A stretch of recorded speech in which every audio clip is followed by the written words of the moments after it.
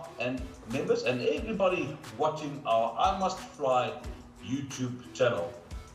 Today is another interview series, and a very exciting one, I must say. One I've been looking forward to have for quite some time.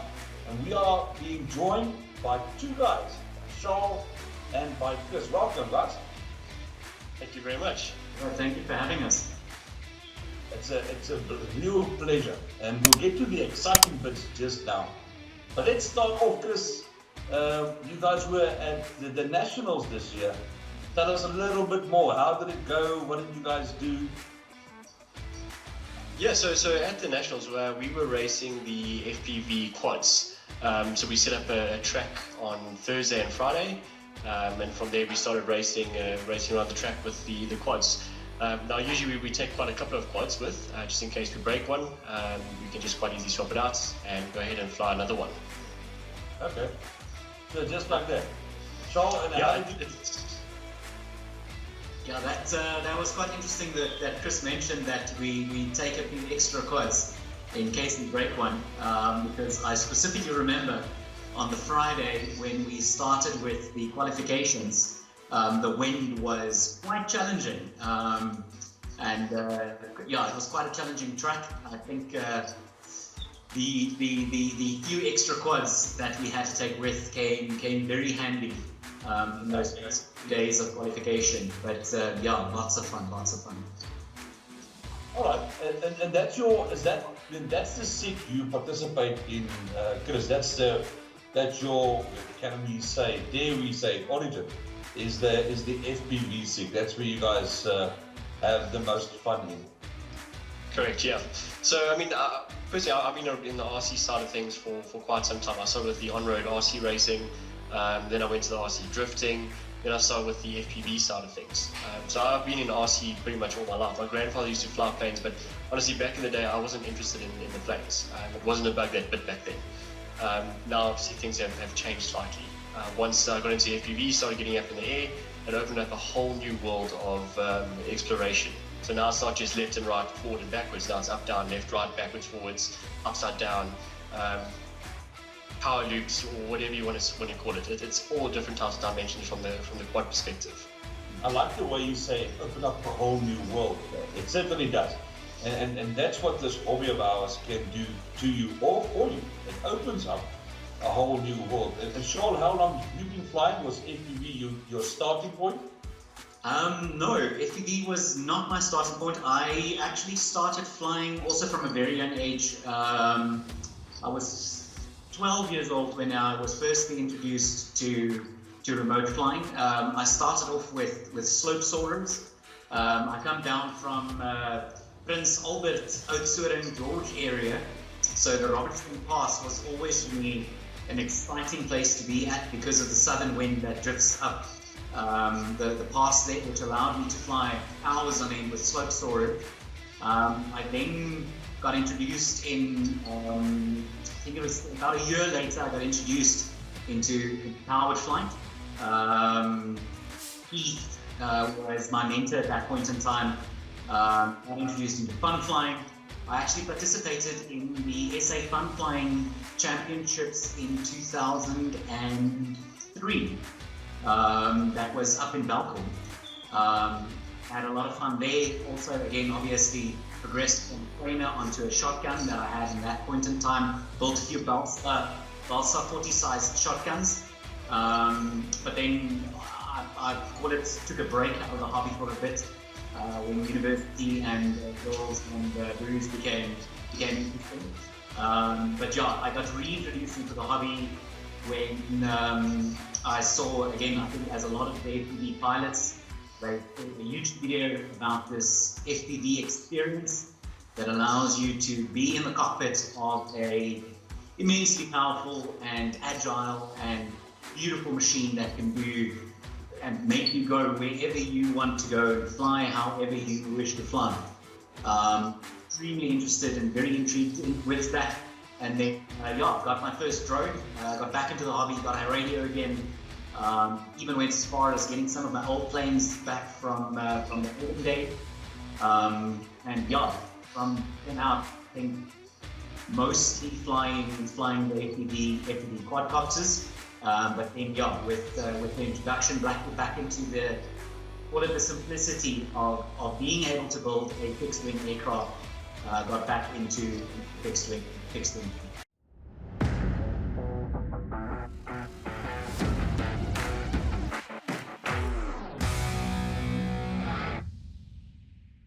Charl, and it's, you know, what's evident between both of you is the passion. You know, it's the way you talk and the way you sparkle when you guys talk about just general flying, and the combination you guys have got. The one coming from drifting, RC cars.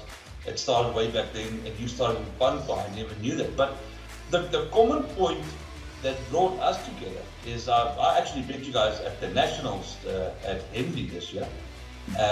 You know, besides the FPV and the exploration and discovery that goes with that you've just explained now, there was something else that caught my eye, and something that you guys ventured into and are doing very well at this moment. Chris, you mind talking a little bit more about your printed aeroplanes, and how did that come about? How did you two guys get to the point of making that, Chris? Yeah, so the thing is, coming from the quads, generally most quad pilots have a 3D printer or know someone who has a 3D printer. And that's sort of the starting point, is actually having this device that can take a bit of plastic, you buy the kg roll, and then it converts that into something that you can actually physically touch and use. There's a lot of 3D stuff that you can print that's actually usable. You can print models, you can print planes, for an example. Pretty much anything that you can almost think about, you can pretty much 3D print that, as long as it fits within the bed size.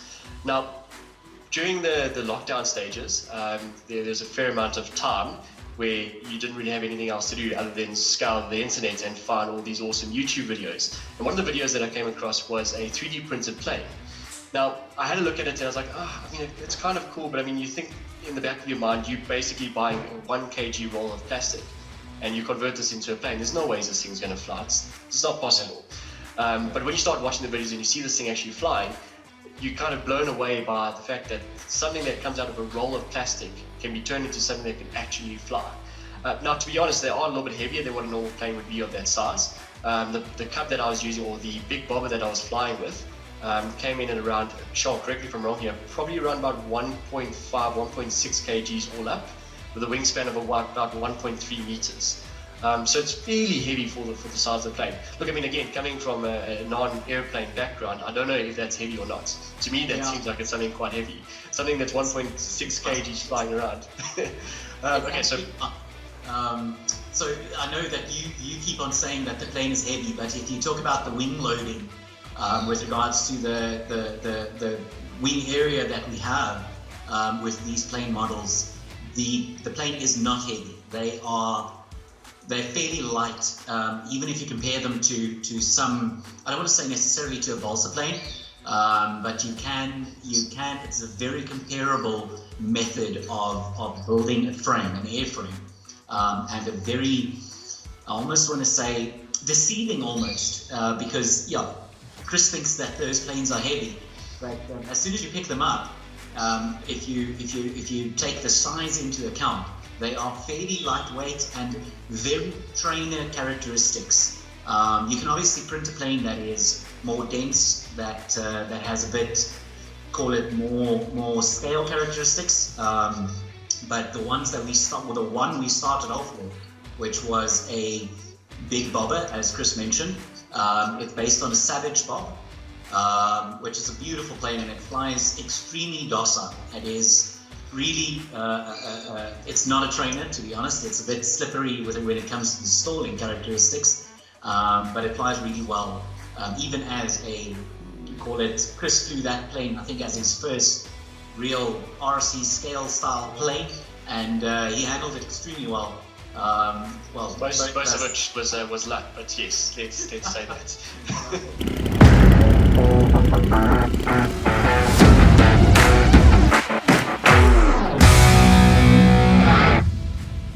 So if we can just get in there, you guys are mentioning, you're talking about wing loading, you're talking about the fuzz, the wings and designs. Your background, Chris, do you have any engineering background? Do you need any engineering background to start with this? I've got absolutely zero engineering background. Charl, are you an engineer? Yeah, I'm an engineer. You're an engineer, okay. Okay, so that's where the engineering comes from. That's not a prerequisite, definitely not. The reason why I spoke about the wing loading is that they specify all of the details of every plane when you buy the files in order to print the plane. They tell you the motor size you need, they tell you the all-up weight, the battery size that you require, and you CG markings, yeah. Yeah, everything that where the CG needs to be, the throws on the controlling surfaces, everything gets explained extremely well. And you can see that the people that create these STL files for you to print the plane with puts in a lot of effort. And you can almost tell how the plane is going to fly even before you have the plane in your hand. Because of obviously the media exposure of that specific plane and its design. And secondly, you can compare to yourself, like for example, the wing loading, the cruise, all of those details that you provide to you, which allow you to make a very informative decision of which plan you want to buy. When I say plan, I mean the file of the plane that you want to print. Yeah. Chris, just to get a bit back to you, you don't have to be an engineer. I get where Charl is coming from. And he's mentioning that you can almost get the feel of what the plane will do before you're printing it. But Chris, if you could just fill in the gaps here, I'm sure after just a few prints or getting involved in that, the same type of knowledge will come or be born by that by just getting involved. Correct. Yeah. So I mean, to take the Tucano for example. Again, having no previous flight experience or having no experience in planes and knowing what's going to fly, how things are going to fly, and how they're going to perform in the air based on the weights, to me that seemed like quite a heavy plane. But it took off, it flew, it didn't crash based on the airframe itself. It did crash because of my lack of skill, but that's another story for another day. But taking the Tucano for example, when I first built that, I thought it was quite a heavy machine, or plane in this case. But one of the other guys at the flight field picked it up and said, "No, this is light." And I was like, flabbergasted. I mean, this doesn't feel light to me. But it flew incredibly well. And it's still flying today, except for some odd motor issues. But other than that, it's still flying perfectly well. And I can fly the thing, and to me, it feels like it's a proper scale plane. Again, based on my experience. Yeah. So and what do you call that plane? You said you call it the? Super Tucano. It's a scale. So, I mean, that's going back to the nationals, which happened in April this year. So, from April to now, how did you guys grow into it? What else have you been busy doing? Charl, I mean, are you sticking to the one design, or is this growing? No, I think once you're exposed to how easy it is to build these frames. And when obviously the airframe itself, it's time consuming to the extent where it takes a long time to get the frame in your hand because of the time that obviously the printer needs to run in the background. But a lot of people ask me how long did this take. So the bobber is the Savage bobber that we had at NAS. That is about 110 hours of printing, correct me if I'm wrong, Chris? More or less, yeah, depending on print speed, but more or less 110, yeah. Speed and your settings, but that is only the time that the printer operates almost in the background. So you would start a piece of the plane and then let the printer run. So it would run on its own while you are, doing something else. And the interesting part behind it is you would print, like, for argument's sake, sections of the fuselage. And then once all of those pieces are done and ready, you can start assembling the plane while the wings and some of the other components are still printing on your 3D printer. So yeah, coming back to the question regarding the involvement thereof, started off with the Savage bobber, which was a plain print, which is a plain print plan or a file. We went over to an Eclipse Model R, which is a little bit more of a racy type, fast-paced 210 on Saturday. 210 on Saturday plane, and it's a small kilometers per hour. So it's a small motor. We have a 22 16.5 1800 kV running on 4S. When I did 210, that was with a 7x8 prop. Similar. So you've entered the racing six. No, not yet. But it has been on my mind to maybe consider doing pilot racing. It's borderline there. 4S. The size of the prop, so it can handle that speed quite comfortably. And it handles the speed properly. There's carbon fiber spars in the wing. So supposedly on the website, they say it can handle, I think it was 8 Gs, if not maybe a little bit more. But I mean, I've had a situation where I had to pull it up quite hard and it didn't fold the wings, so it seems to be okay. That's very interesting. From filament printing, so you actually incorporate a carbon fiber spars into your design. So do you actually lay the carbon fiber spars on top of your table, the 3D printing table? No, so the nice thing about the design is the way that it's printed. So we'll print a layer at a time, and within that printed section, there is a space to fit a specific size carbon rod. So they've designed it to take say for example, a 6mm carbon rod, and that will run between the 2 wing spars, right from the middle all the way to the end, and they've got 2 additional, I think it's 4 more carbon rods to go onto the wing end sections. So it's designed to take those carbon fiber rods and simply slide them in. You then glue the pieces together. What makes this exciting is for me, there's a whole new dimension that's been added to our hobby. It's not just, and you guys touched on it briefly when we started with this conversation, up and down, left and right, that's the dimensions that you've got. But now you've got a whole new dimension, besides the electronics, besides the robotics that goes with it. Now it's basically, design, print, build, fly. Crash and repeat. Crash and repeat. And how big can you go with this? I mean, what's the size of a plane that you would, first of all, let me ask, what size printers do you have? Have you got highly expensive printers or? No, so I think that the size of the plane is limited by your bed size. So that's the amount of space that your printer can print. A majority of the planes that we've found are generally built for your sort of standard size printers.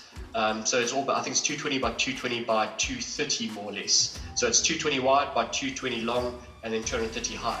And that will determine what size plane you can print.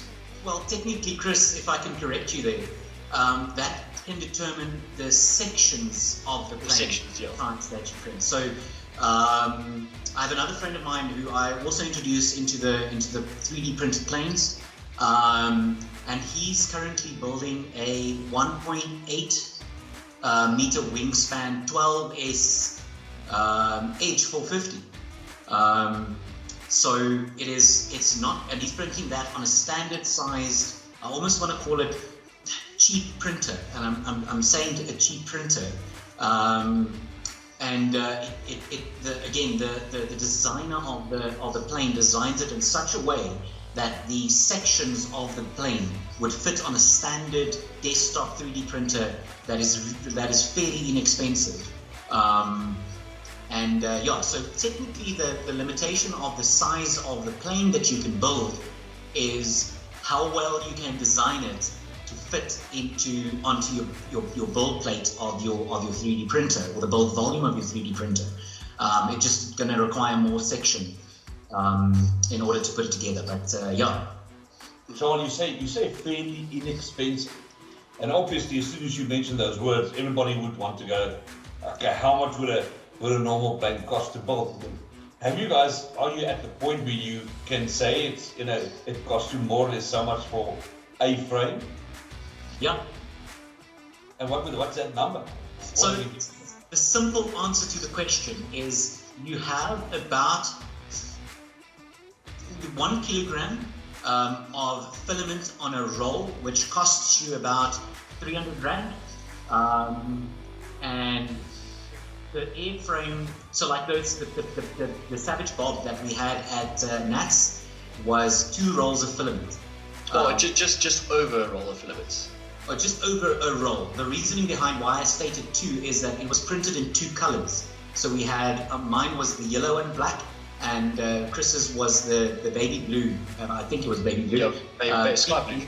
So technically you have to buy 2 rolls, but then you use, like, call it not even a quarter, maybe even less, a sixth of the roll of the black roll, and then the yellow roll, obviously you have enough. So that airframe cost us 600 rand to obviously assemble and have all of the material that you need in order to print it out. Obviously that excludes the electronics of the service and everything that comes with it. Yeah, Airframe was technically 600 bucks. Yeah. But I think if you base it on, Yeah. sorry, if you base it on weight though, on the weight of the filament, regardless of color. So if you were to print it in a single color, the bobber would probably cost you just over 300 rand to print the frame, because obviously you have spare or leftover filament to print another one. Yeah. So if you were to take all that together, it would cost you just over 300 rand to print the frame. So let's say, for argument's sake, for less than 400 bucks, you can actually print a airframe and then fill it with electronics and actually go out and fly for less than 400. Yeah, and if you take the Eclipse Model R, for example, it's got a smaller wingspan. It's only a 1 meter wingspan. It's a smaller model. That uses, I think it's half a kg, if not less than that. So that airframe itself is 150 bucks. I think we paid more for the carbon rods than we did for the filaments. And to put it into perspective, Chris, you say 1 meter wingspan. So what's the fuzz size? Your fuselage. What's the size of the length of your fuselage? I actually haven't seen it. I'll have to check that up on the website, but it's more or less about this. Say again? Don't you have it printed out there with you? I've got half of it printed out. Okay, so bear in mind, I'm just going to bring the tail section in because this is what's left of it. Unfortunately, I did crack.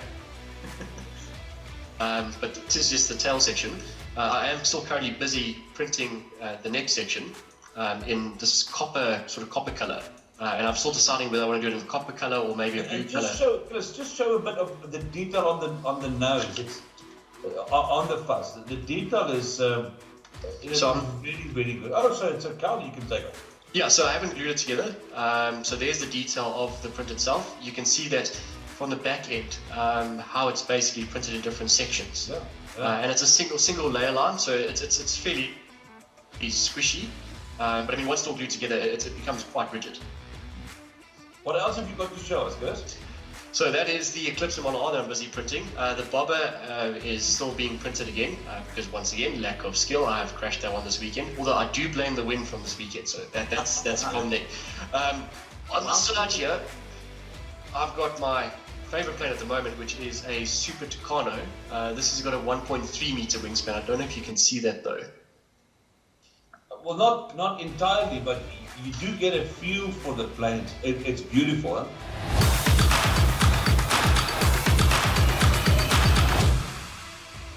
The cool thing, and I'm just going to interrupt Chris there a little bit. The cool thing about the 3D printed planes is it's like a bittersweet scenario if you do crash it. And I think myself and Chris has the same feeling when it comes to that specific fact, is that you're not as, I almost want to say, yes, you spend quite a lot of time printing it, yes, you spend quite a lot of time assembling it, but because it's, again, fairly inexpensive, if you do crash it, your ability to just reprint it, do it better. If there's a certain area where the printer didn't work exactly as you intended, or it doesn't come out as smooth, you know where to improve, you know how to make it better, and you can reprint it. Again, if you have the files and you bought the files enable you to make this plane on a 3D printer, you will always have those files, so you can just reprint it. Every time you crash it, you reprint it. A week later, almost, you have it back in the air because of the simplicity of the prints. And once you've built or assembled one, doing it again is fairly simple, and you learn obviously from the experience. It's extremely exciting, and we're getting to the closing end of our interview, and what makes it so nice is there's still a lot we can discuss, and hopefully we can have a second interview, soon after this one. But Chris, in short, if you could just talk to the guys out there watching this video, thinking, yes, I would love to get involved in that. I would love to start off with 3D printing. Where do they start? How do they start? So probably the first thing I would say is you need to get a 3D printer. That's obviously the first step. Once you've got the 3D printer, there are a couple of settings and parameters that you need to configure within the printer to get it to print correctly. Majority of the printers out the box generally work pretty well, and there's some default settings that you can use. And if you're printing a plane, most of the companies that provide these plans give you basic settings to work from. You can then go ahead and tweak it from there.